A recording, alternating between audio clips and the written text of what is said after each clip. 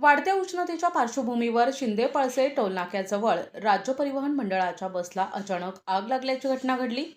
नाशिक येथून सिन्नरच्या दिशेने रवाना झालेल्या एसटी बसला ही आग लागल्याची माहिती समोर आली आहे। ही घटना सायंकाळी 5 ते 5:30च्या दरम्यान घडली। उन्हाची तीव्रता वाढलेली असतानाच ही घटना घडल्यानं काही काळ परिसरात भीतीचं वातावरण निर्माण झाले होते।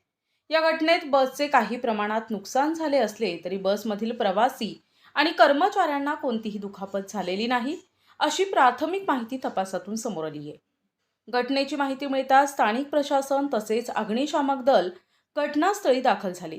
त्यांनी तत्काळ आग आटोक्यात आणण्यात यश मिळवले।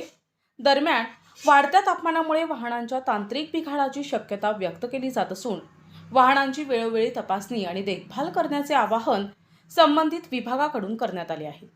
या घटनेमुळे काही काळ नाशिक सिन्नर मार्गावरील वाहतूक विस्कळीत झाली होती, मात्र आग नियंत्रणात आल्यानंतर परिस्थिती पूर्ववत झाली।